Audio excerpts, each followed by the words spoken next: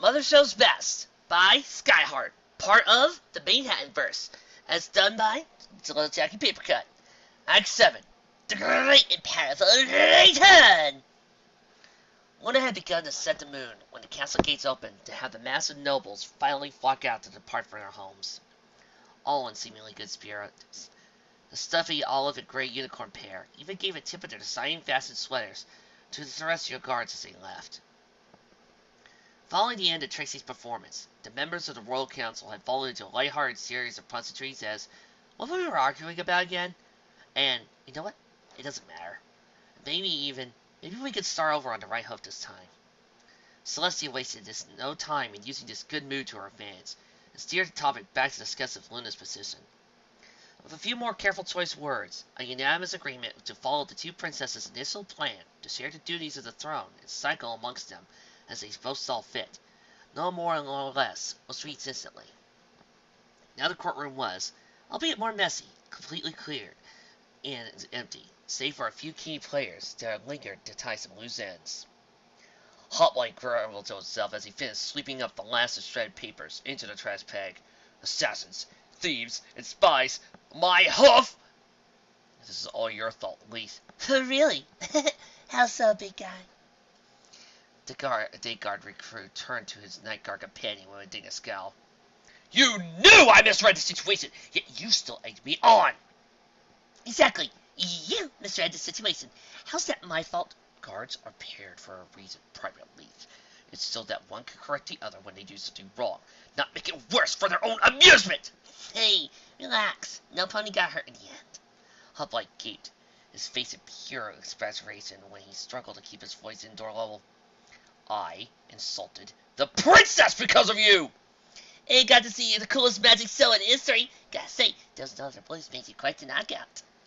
Hoplite just groaned. Forget any earlier positive thoughts he had about his assigned partner. Leith was the worst! Not an ounce of seriousness in her body. That magic act hadn't been entertainment, it had been a miracle. If the princesses hadn't been in such good spirits afterwards, their jobs probably would have been the least of their worries. They were probably only doubly lucky that Princess Celestia and Princess Luna suddenly needed an operative on Hoof for a super special secret assignment of getting rid of all these classified documents. Miracles don't happen on a regular basis, though. He had to find a way soon to keep Leith in line, or at least wise up to her tricks. Otherwise, he'd never make it to the Princess Celestia's personal escort. A slight rumble in the gut reminded him that in all the confusion of the night, he had missed dinner when his shift was supposed to have ended 2 hours ago. Want one? Hoplite turned to see Leith mussing on a flaky powdered pastry she had fetched from the overturned cart. She dangled another one at the tip of her hoof. Last one of the batch. She teased with her mouth full. Lemon filling. Leith, those weren't meant for... Oh, forget it. Hoplite was just too tired and hungry to care about Leith's minor infringements anymore for the night. If anything, I should be at least glad she saved me one. But as she reached for it, she moved the treat out of her reach. She wiped her other hoof. You gotta beg for it. Leith, please. I'm tired, I'm hungry, and I've been degraded more times than I can count tonight. I just want to toss these sacks into the furnace like Princess Celestia asked. Get this over with and go to bed without any more hassle. Please, no more actings tonight. Her partner just grinned. You gotta do better than that. On your knees, pat like a dog, or a lip quiver. That looks so cute on you. Leith! To bed! Guess you don't really want it then. She swallowed her portion, then opened her mouth wide. No! Wait! Leith looked expensively at Hoplite down, resigning himself to her whim as he figured it was the fastest way to get through this at this point. Please, just give me just one bit of relief, and no more funny business for the rest of the night, and I'll do anything. Anything? Leith wagged her eyebrows. Hoplite already had a feeling he was going to regret this, but he was desperate to end this shift with her. I swear to Celestia. Oh, do you do that? Leith said as he booped him on the nose. Boop. One big juicy you owe me for anything, and I can call it any time or place. No ifs, ands, or buts. What kind of guard would you be if you didn't keep your word? Hoplite solemnly nodded, then put Leith on the most angelic face, gave him the pastry, then pat him on the head. Good boy! Now was that so difficult? He chose not to answer as they made their way out of the courtroom, into the hallway that led to the basements. Still, The flavor explosion he got when he took his first bite made him think that somehow it was all worth it. Leaf was finally behaving like a proper soldier, at least for the rest of the night, and this baked good was pretty darn tasty. I'd give my compliment to the chefs if I wasn't pretty sure I need to steer clear of them for the next few weeks. As they turned the corner, a line banded wooden spoons awaited them. Hoplite nearly choked on his next bite as Ramsay towered over him and smirked. Believe it or no, I actually 81 years to be feeling the most right now. He stepped aside to let a tan mare slowly approach with daggers in her eyes. Where are my beignets? She slowly drawled. Beignets? Hoplite muttered with specks of crumbs leaving his mouth. His eyes then rolled down to his left hoof. He still had left of the foreman adversary in his grip. Then back to the following exchange chef, who did not take kindly to dessert thieves. Yep, with like KP duty for the next month or so. Laid on the other hut, it took the moment to look innocent and glanced late to the nearby window. And she saw a red, orange, and yellow fiery brewer slip by, pausing only to give her a feathery nee before disappearing out of sight. Hey, Hoplite, remember that favor you owed me? I just thought of it. That was totally wicked, Honey says the group was assembled at the castle entrance. It had to have been your best performance yet. But of course, Trixie crowed. Was there any ever doubt? Fairly. It is good to have you back to your old self, Trixie, Shepherd said.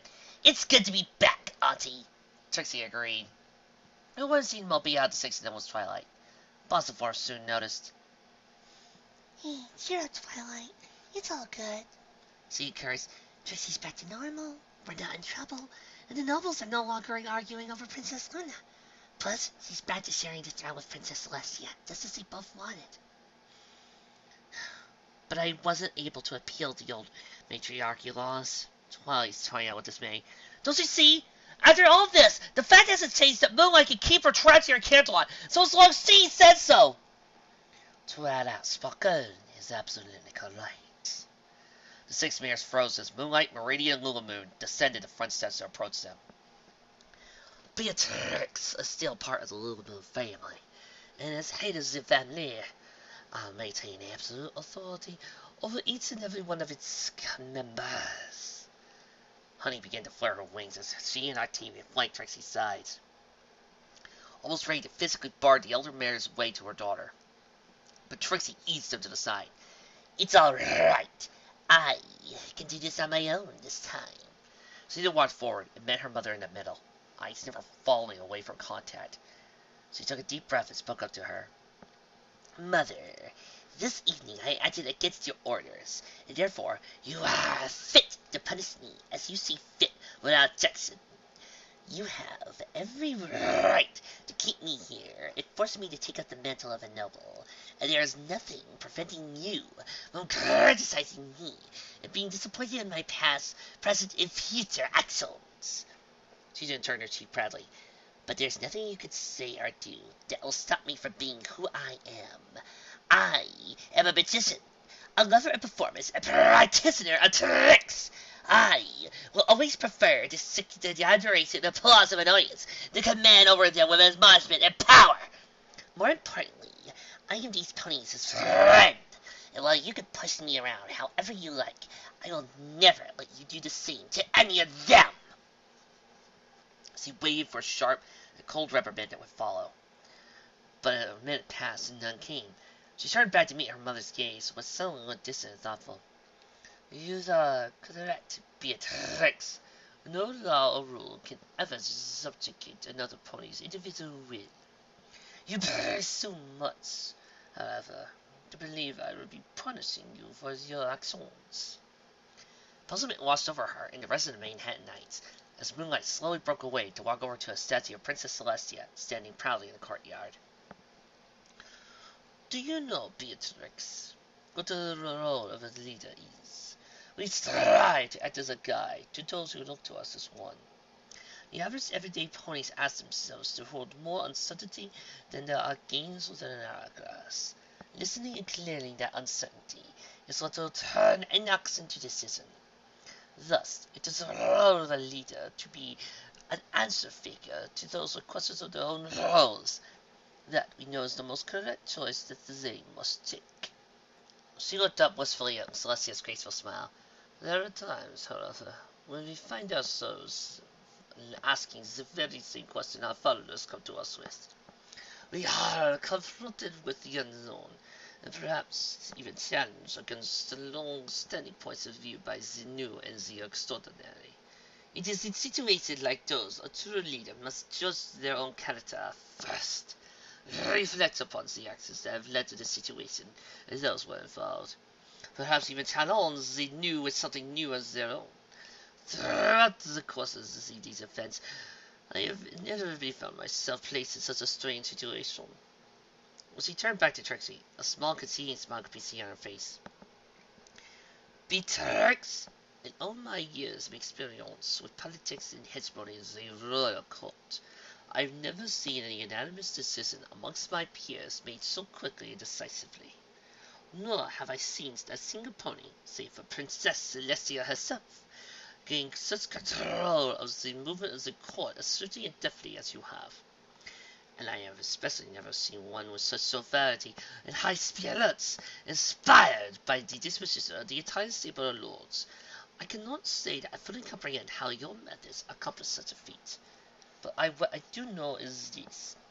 What you managed tonight was a different kind of magic, unspelled by power or spell.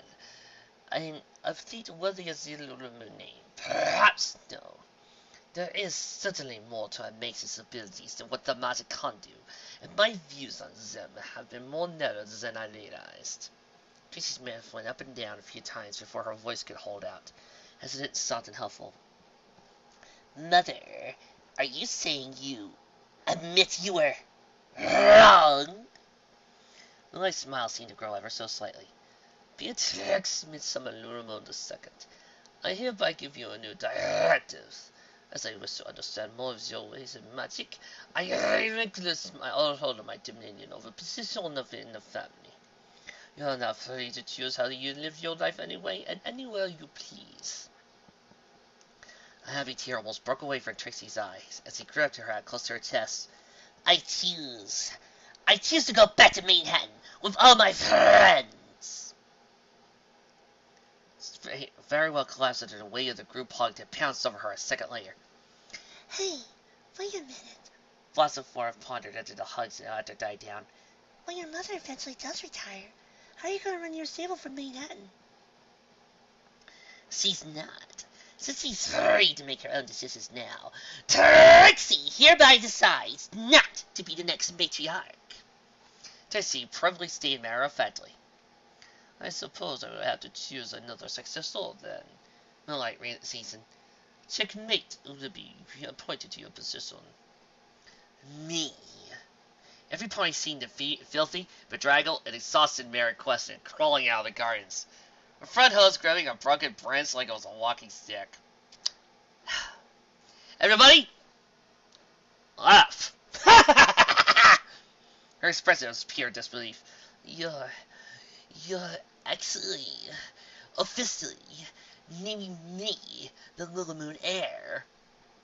Congratulations, Checker, Trixie said. It's what you've always wanted. With a newfound burst of energy, the little sister went into a complete mood swing. Yes, yes, yes, yes, yes, yes, yes, yes, yes, yes, yes, yes, yes, yes, yes! She bounced and bounded in circles around the mares like a gleeful little filly, ending with a grateful glomp and nuzzle of the big sister. Oh, thank you, Trixie. If I only knew I simply had to ask, I would have never tormented you for all those years. I take back everything I've ever said or did to you and promise to make it all up. I'll need pride to you apart. Hold that thought. She says he pulled a certain letter out that she managed to retrieve from Firecracker before Nightlight went to escort her and the other Crusaders back to home. Checker's pupils suddenly went pinprick as Honey flashed the paper in front of Trixie and whispered into her ear. Trixie's eyes soon widened to an equal degree. She did what? Again, I am so very, very, very sorry. Twilight Velvet profusely apologized in front of Orange Shepherd. She returned that night from her publisher's office after a last-minute submission to find the house completely deserted, save for a certain little dragon on the floor, rope covering under the scales. I was gone for 30 minutes, tops! I could have possibly fathomed they would do something like this! It's quite all right, dearie. I don't hold it against you, Sherbert replied. I've had some wild ideas myself when I was a fool, and I'm sure you've had too. It's a mother's job to worry, and it's their children's job to make them worry. I suppose it's true. Twilight reminisced, a thought on top of her head. My little Sparkle did think she could literally live in the Royal Library for the rest of her life, the week she got access to it. She laid out a sleeping bag and was missing from the house for 3 days before Nightlight found her in the biography section. I was at my wit's end the whole time. The mothers giggled with one another. Kids, Server figured. They hit certain lights and they know everything. Meanwhile, outside the front, Nightlight lifted the last trunk of the taxi carriage, and Honey tied them down. That should do it, he said, then looked at the startled dragon. Are you sure you want to head out so soon? We'd be more than happy to keep your friend for another night, just to recuperate. Thanks, Dad, but considering the crazy stuff that has happened ever since we got here, I think my friends had their fill of Canterlot for a while. And besides, she looked at the four foals bouncing in the seats inside the carriage. We need to get these red bars tights home as soon as possible. That's an understatement, Spike grumbled. By the way, I'm not sitting next to them on the train back!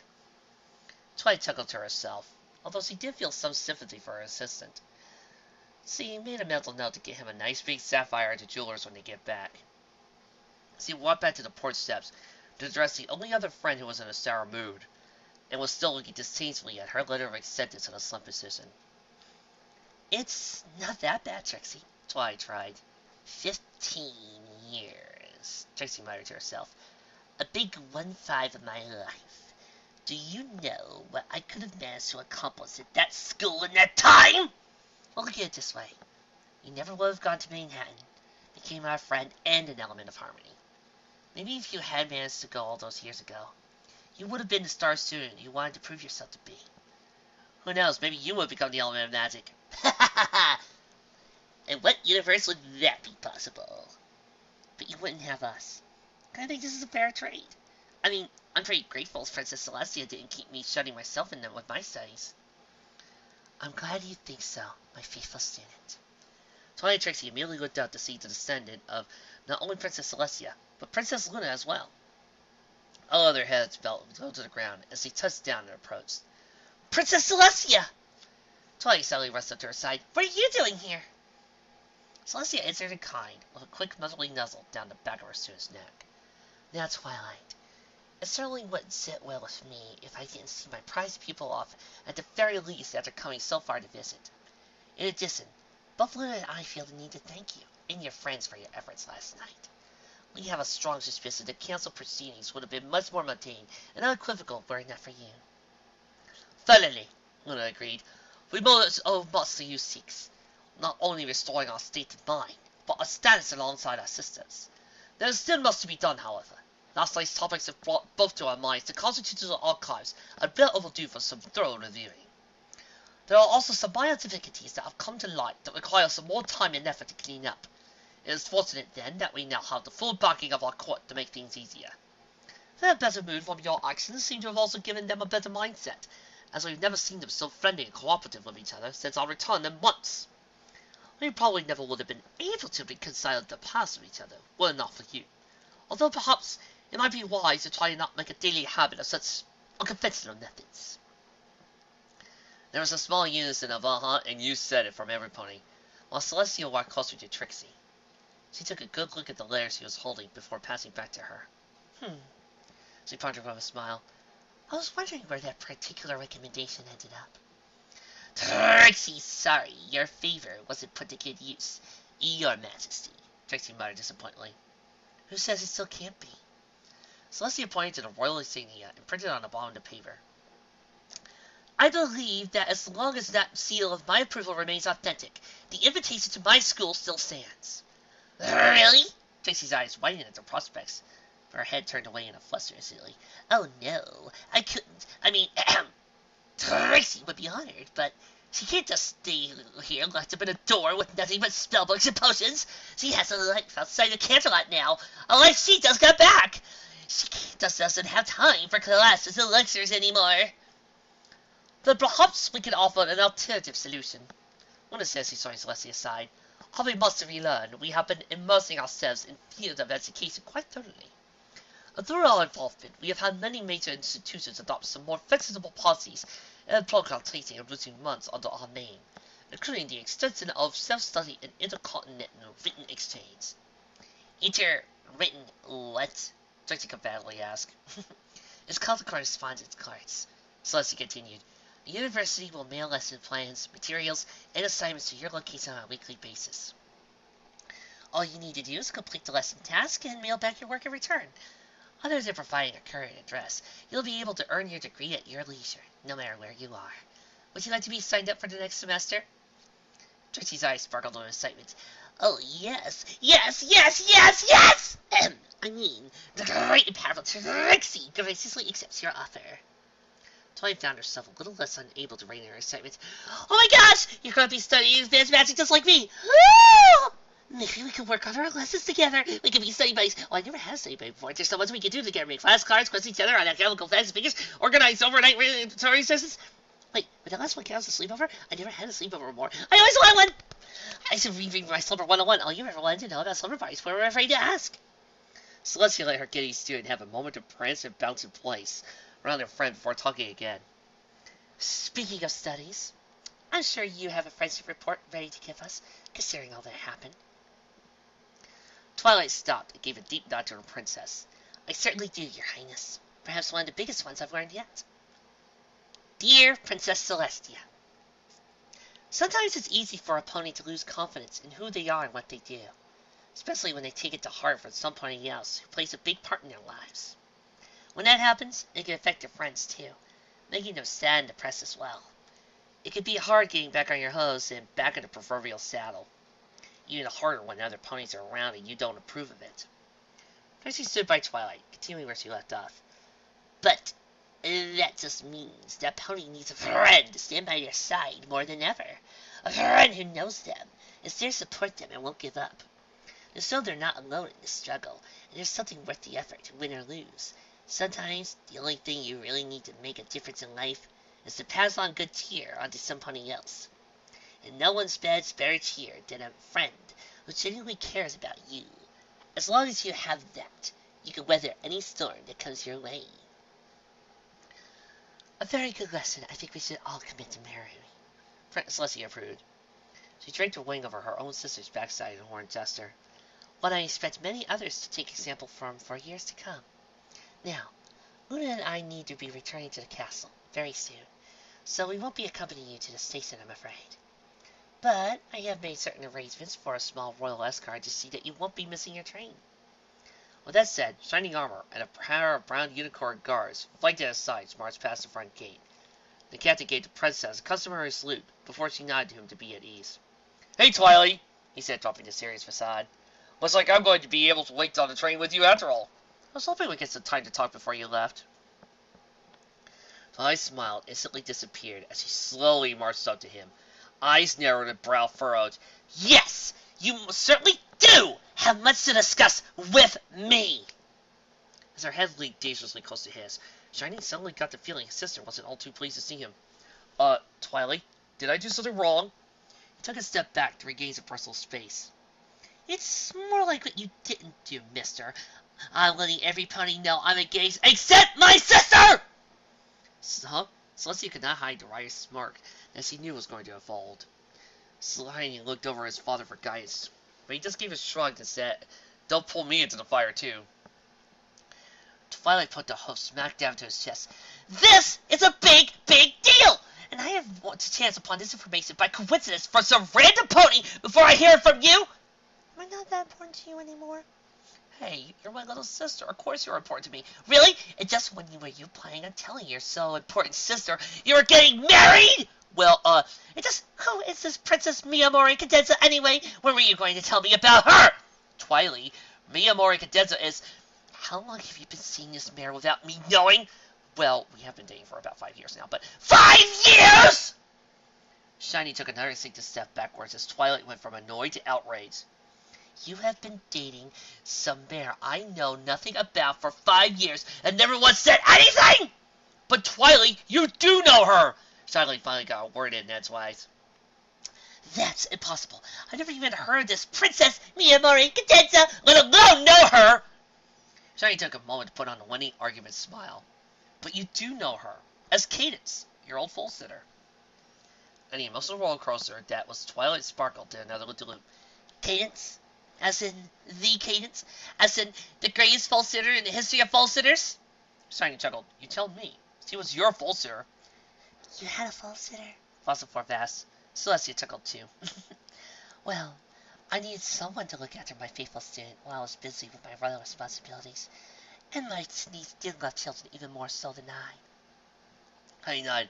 Yeah, making us forbid what kind of mischief a foal would get inside a big, busy castle, completely unsupervised. Every pony made a glance out of the corner of their eyes to 4 tiny angelic smiles outside the carriage window. You're marrying Cadence? You're marrying Cadence? Shiny could not help but start to feel a little embarrassed. Twilight had been sing-song bouncing around him when they left the house. She had been sing-song bouncing around him when they arrived at the station, and now she was sing-song bouncing around him as they waited on the platform. He had counted a total of 52 ponies that passed him by during that time, and 52 strange looks given to him. It certainly didn't help him that his adorable sister's endless giddiness had been contagious enough to the younger minds of the group. He's very Cadence! He's very Cadence! The Manehattan CMC paraded behind Twilight. Thankfully, Salvation came in the form of 2 mothers and a baby dragon. Geez, Twilight, give it a rest already! She full set me too, you know. You don't see me going all brain on vacation here. Spike commented gestured. Twilight's Sparkle finally stopped bouncing to give Spike her usual annoyed as starking witticisms look. And Twilight felt it petted her daughter's back reassuringly. What Spike means, Twilight dear, is there no need to burn out all your excitement so soon when there's a lot to be done before Huff. The wedding's not going to be another year at least. So, let's not give Meister Sound and Elmer here any more bother for the time being, shall we? Sever told the rest of the foals. Let's have him and the rest of the family see Twilight off properly, shall we? Yes, Auntie! Yes, Mom. As the rabble climbed down, and the other soon-to-be passengers stopped staring, Octavia spied some pony over her shoulder that prompted her to give Trixie a bit of a nudge. Looks like Twilight's are the only ones who value our proper family send-off. Trixie looked over to Rex and Octavia pointing. Cantering towards her was the entire Little Moon household, Butler included. Good to see we weren't too late, Startled Shining said as he approached her first. Top hat and silver blue bows convincing of his outdoor attire. What are you all doing here? Trixie asked. Well, isn't it obvious? Starshine patted Zara's head before giving her a quick scheme. Our little trickster is going to be chasing her dreams in the big wide world. It's standard protocol for those who care to wish her luck after her departure. He then leaned in close and whispered into her ear. You did your grandmother proud today, girl. You finally brought that elusive smile back. Silverflower approached next. He politely bowed to her and spoke. If there's anything you'll need, do not hesitate to call. The doors of the Notable Manor will always be open for you and your friends. Thank you, Silver. I should be thanking you. Servitude to a family that could beget a man like you brings fulfillment to my chosen profession. You truly have a special gift worthy of the field of magic. The black-eyed chicken took the next spot next to Cuke. So, Trixie. Best of luck and no hard feelings? She gave a wide, toothy smile that stretched her huff. I hope that shiner I gave you scars. Trixie answered bluntly. Oh, come on! Sugar stents her hoof with wine. How many times do I have to say I'm sorry here? Besides, you got the correspondence course. It's not like anything I did made you permanently lose out. How do you know about my correspondence course? Trixie eyed her little sister suspiciously. I have my resources. Tucker seriously admitted. Then he quickly added, which I'm no longer going to use. Besides, I'm going to be full court representative under Mother's guidance now. I won't even have time to scheme and manipulate ponies anymore. Trixie just raised an eyebrow. Was accused Checker to pull up her hose to her chest and position. Okay, but seriously, I'm a changed mare now. No more dirty tricks, underhoof methods, or personal agendas. I swear, I'm not going to hurt ponies to get what I want, I promise. Believe me, I already got more than enough of that medicine thanks to your friends there. But you're still going to try to get what you want, regardless, and I'm right. Well, that's a given. I'm in politics, of course. Trixie just stared at her sister, then relented a small smile. Can't argue there. She took her hoof and gave him a small shake. We're always going to find some way to not get along, aren't we? Again, you state the obvious. We're sisters. Another paused moment, looking past before Checker gave her big sister a very rushed hug. Take care, Trixie. I mean it. You too, Checker. The incoming train whistle sounded as Trixie turned to the last member of the family. Well, she said at last, I'm not sure what else there's said between us, given all that's happened. I suppose that is true. Light agreed. We have already communicated our issues quite thoroughly, come to an agreement on all matters related, and know each other's plans for the foreseeable future. There perhaps isn't anything further I can tell you that hasn't already been expressed at some point during your time here, except this. That's when Little Moon, friend-like Meridian Little Moon leaned forward and gave her daughter an uncharacteristically deep embrace. You have become such a beautiful, strong mare. Trixie could only stand stiff at first. Eyes soon wide as she found herself squeezing back.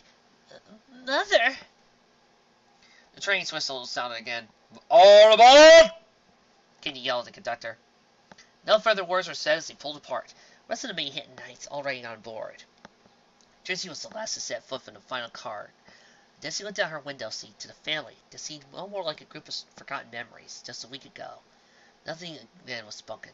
She just smiled and waved until the train pulled her out of the station, and them out of sight. Never I thought this the sight of towering skyscrapers, Fusselforth proclaimed as he stepped down to the Manehattan station. Boy, could I ever use a little R&R after all this out-of-town adventure? Yes, hopefully we could get a little peace and quiet to ourselves for a while, Twilight agreed. I've got a lot of reading to catch up on. Peace and quiet in this city? Have you paid attention even once since we moved here? Spike questioned rhetorically under the stack of baggage. Come on, Spike. It's not like there's a wild party at every other surprise! Twilight had barely opened the station's doors when a flurry of confetti bombarded her, and a brass band started to play. After loosening her grip on top of the framework, Twilight joined the others in taking in sight of what had at least be a third of the entire city gathered around the station. A huge banner stretched across the street from one building to the next that read the words, Welcome back, Great and Powerful Trixie. What's all this? Trixie asked. Oh, that's something Mayor Tux and I whipped up at the last minute. A pair of well-dressed stallions stepped in from the side. Mosley! Sever exclaimed. Oh, you guys, slide you. You just did all this just to welcome her back? Well, it didn't take much, actually, her husband admitted. You see, he and I told a few of our friends, and they told a few of their friends, and they told a few of their friends. Before you know it, we all came here to show how much we all missed our Manehattan's favorite magician playing here. Oh boy, another Trixie celebration! This is gonna be so cool! Bass cheered with the rest of the CMC, before Mosley laid down to address them. We also got together a few ponies to show you how much we missed you! Each one of the full smiles disappeared as they saw several adults they knew well step out from behind Mosley.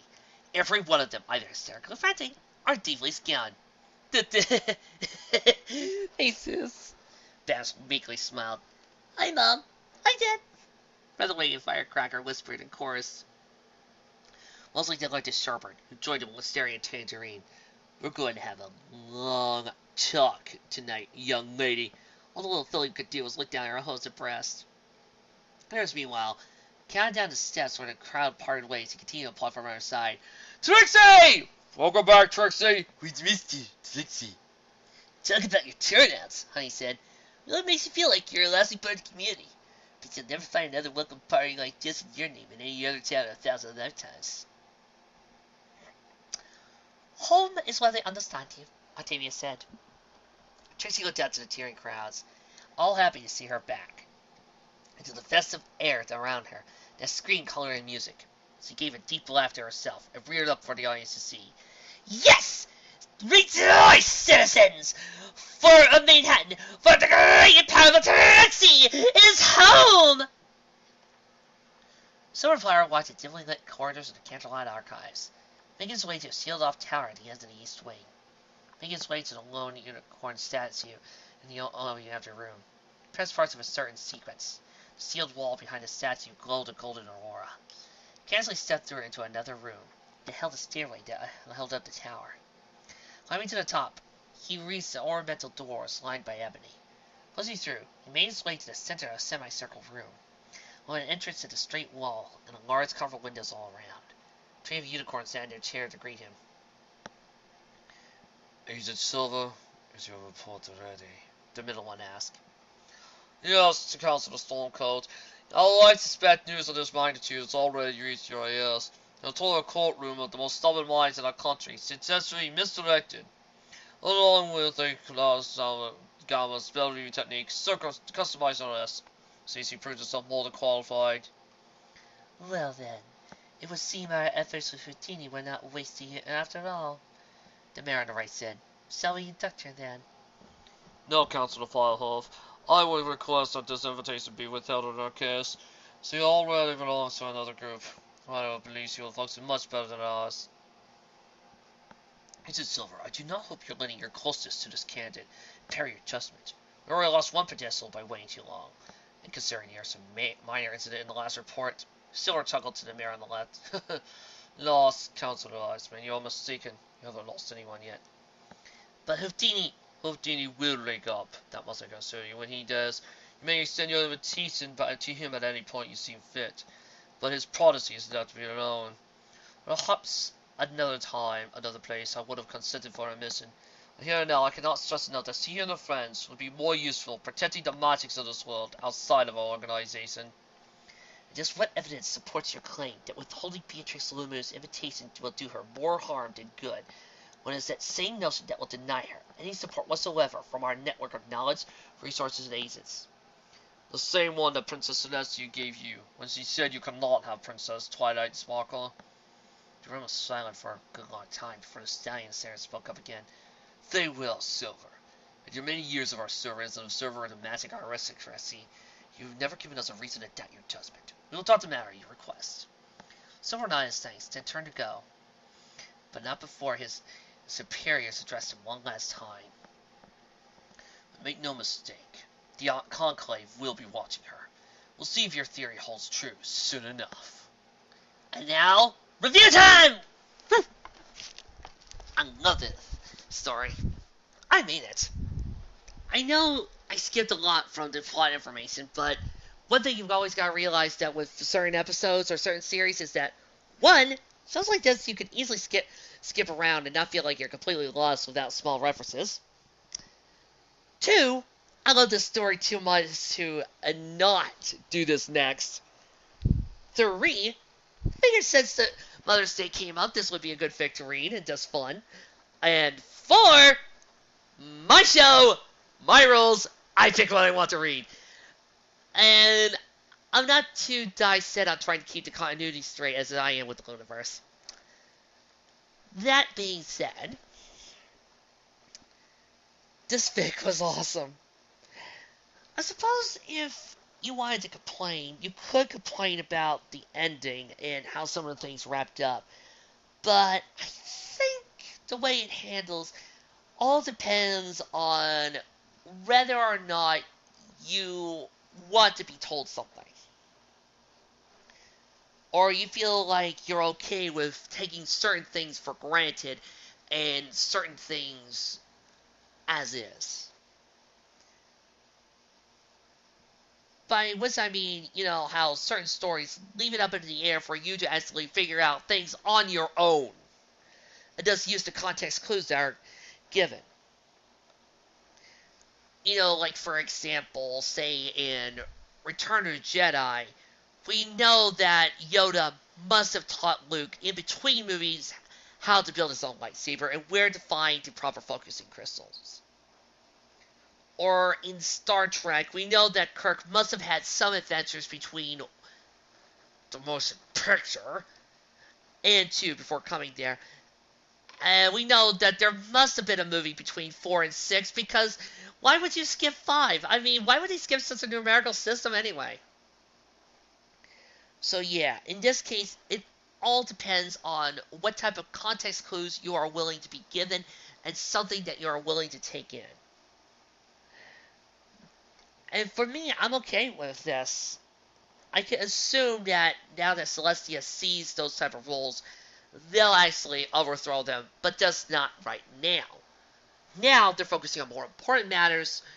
Later on screen, they'll appeal it. We can assume that they're going to find some other way to correct the laws. We can assume that there's going to be more to be functioned.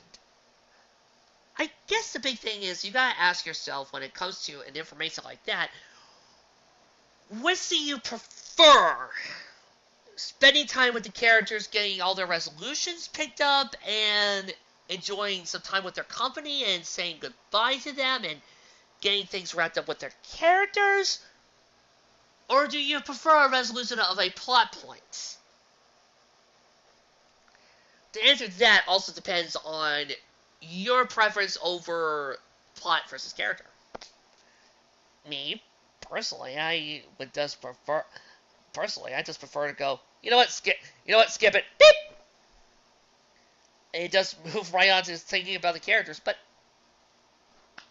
that's just me as a reviewer, because I'm personally on the side of character over plot. That being said, my only other complaint is that I feel like even with the 20,000 word chapter, which is still not the longest chapter I've ever done on this show, I still feel like there wasn't enough. But then again, when it comes to Trixie and Checker, you can give me a 40,000 word, a 40 chapter page, twice as long as Fallout Equestria fanfic, and I still wouldn't get enough of Trixie. This brings me to the good points. Everything else! Well, I think we would have all loved to see Moonlight get a shiner just as bad as Checker did, which I think we're all glad she does. I'm perfectly content with Checker having to face all the fact that now she's being restricted and she's losing her ability to keep everything under her control. And I like the fact that Moonlight is actually humbled and has come to a slow understanding respect. Sometimes it's easier to bring forth genuine redemption and caring through an open hand rather than a closed fist. As Wonder Woman said, do not kill if you can injure. Do not injure if you can fight. Do not fight at all if you can talk your way out of it first. And that's what I kind of like about here. The OCs are brilliant. Although, I'm trying to figure out if I should consider Checker Skyheart's OC or Godzilla Wolves. As far as I'm concerned, she's Godzilla Wolves. So, we gotta consider her character representation here versus her character representation over there, considering the fact that she belongs to the game back in your Hosey-verse. I guess it's kind of like what happens if you try to do a reality check next fic. Are you content with her character portrayed here, or do you want to talk about how her character should be portrayed as is done by reality check, considering the fact that, she's not technically reality check's character, she is Penstroke.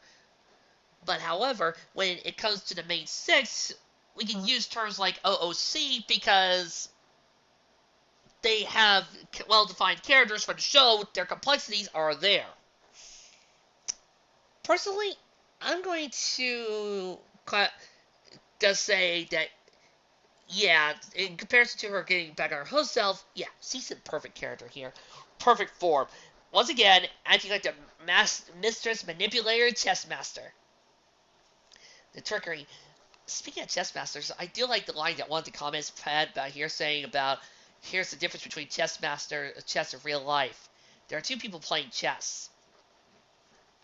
There are more players in the game in real life. And you can't keep manipulating everybody. Which is why I kind of prefer Go myself as a representation of people playing two games, especially when it comes to a war. Because, yeah, It's just you got 2 people playing, and in Go you got 2 people playing.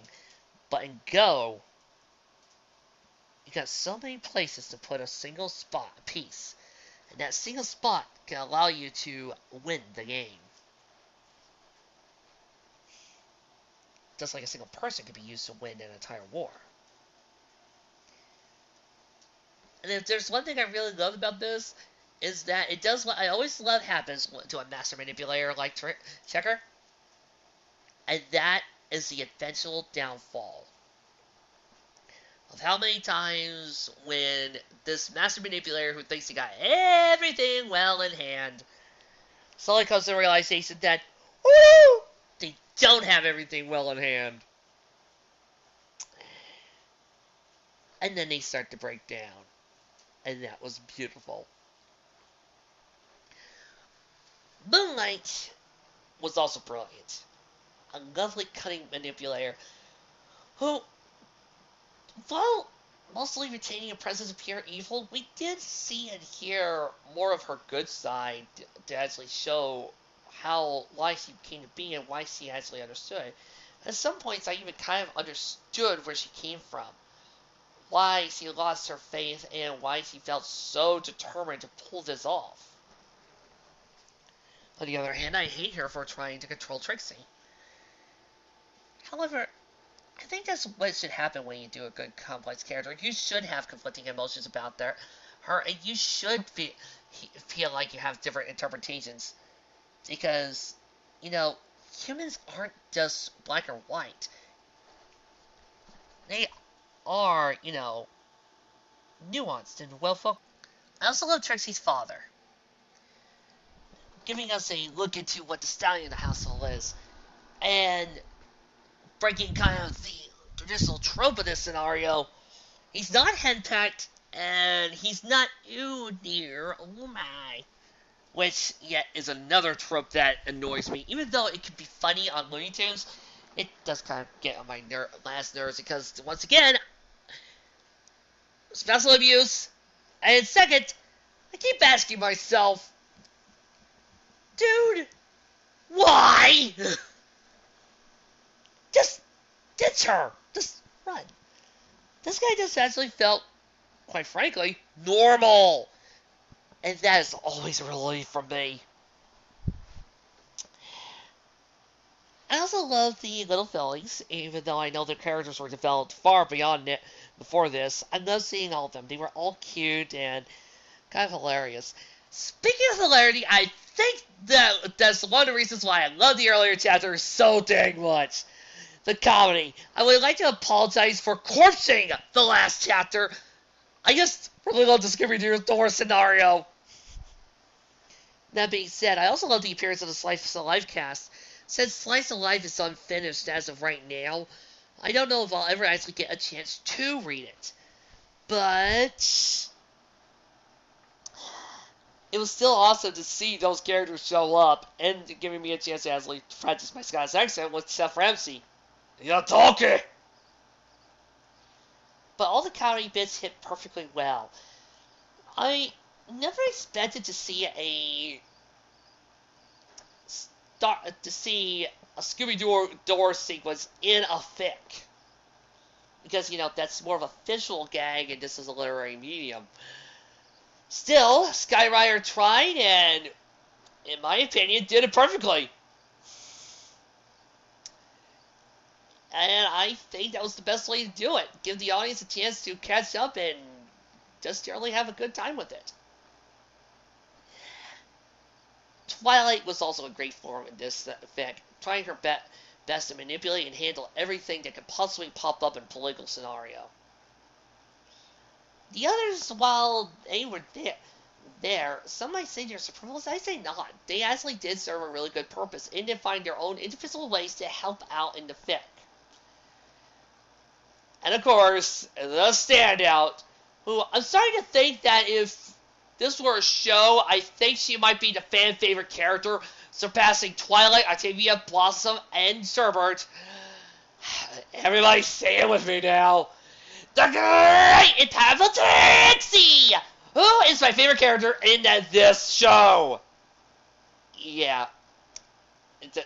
there's no contest. Trixie's my favorite. And almost every fic I've been through with her in this whole entire Manehattan verse, she always finds a way to make me laugh, feel good about myself, and I feel myself relating to her the most in this whole entire story. Somewhat fun, entertaining, and everything. I love the part where she got her she's back moment. I love it when she found the courage to stand up once again, and I was rooting for her during her whole entire magic show.